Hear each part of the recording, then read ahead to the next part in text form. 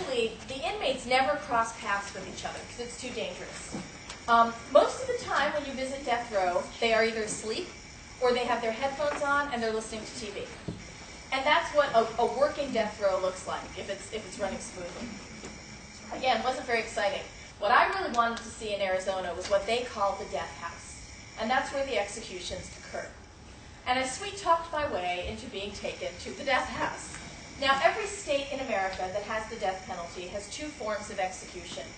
The preferred form of execution is lethal injection, which is an injection of potassium chloride, which is a drug that stops the heart.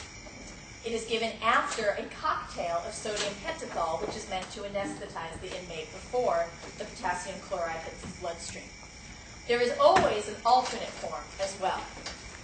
It depends on the state what that alternate form is. So in New Hampshire, the alternate form is hanging. And you could theoretically hang someone and donate their organs after execution, which is what Shea Bourne winds up going through legally in this book. That's his journey to try to do that. If you're in Utah, it's a firing squad. And if you are in Arizona, it is a gas chamber. So I was standing outside of the gas chamber in Arizona in the death house, and I was flipping the switch that controlled the microphone when a woman walked up to me and said, "What are you doing?" Well, it turned out that she was the warden, and she was not very happy to see me there. And I explained to her why I was there, and I asked if she might be able to answer a couple of questions for me. So she started off by saying she would, and I said, "Have you ever presided over an execution?" And she said, "Yes." And then I said, "Have you ever attended an execution that you were not presiding over?" And she said, "Well, that's a very personal question." And I said, "Uh-huh." And she told me about a woman named Deborah Milkey. Deborah was convicted in Arizona of telling her 4-year-old son that they were going to visit Santa Claus. He got dressed into his Halloween costume. She drove him into the middle of the desert where the 4 men that she had hired to kill him for insurance money met and executed the little boy. She is currently serving a death sentence in Arizona. Her family no longer speaks to her. So she asked the warden if the warden would attend her execution.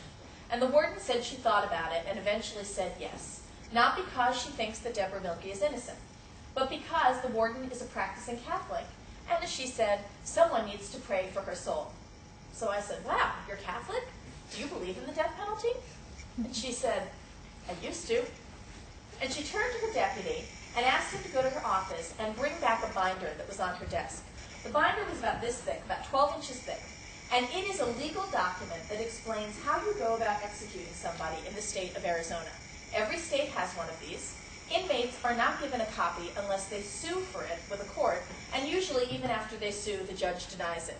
And it includes a whole laundry list of information that nobody else has about capital punishment, including things like, and this is what the warden spent the next 4 hours reading to me, things like how they do a dry run of the execution before the event, how they make sure on the day of the execution that the inmate's family and the victim's family do not cross paths before the execution. How do you get a needle, an IV, into the veins of an inmate who has blown out his veins with intravenous drug use? The answer is you go between the toes or into the groin. What about a physician? The American Medical Association obviously does not condone executions. They don't want anything to do with it. And it's the only time in America that if someone dies, a physician's name is not on the death certificate.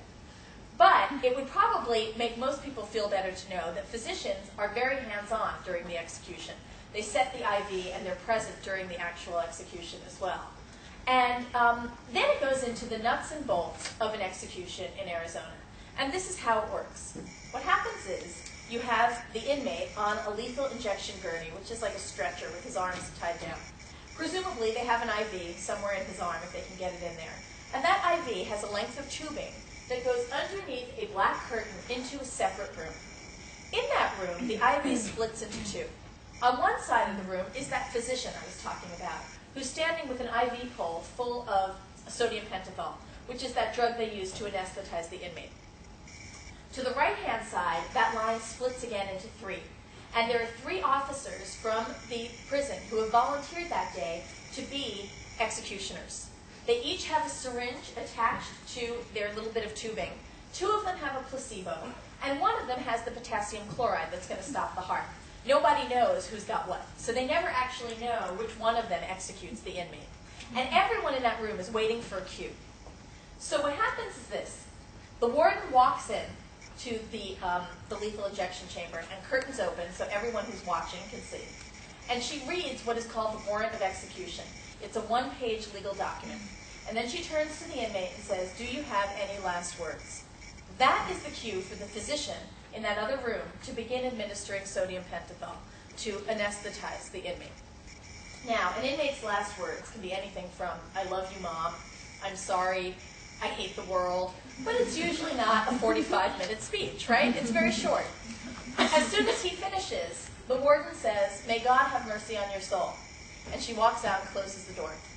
As soon as that door slams, that is the cue for the inmate, for those three officers to inject their syringes and to give the potassium chloride to the inmate and kill him.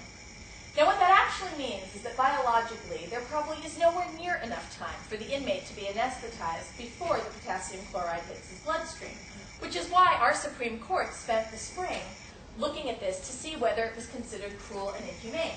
To my great shock, I had no sooner gotten to the UK on book tour than the Supreme Court ruled, no, it's fine, just keep it going.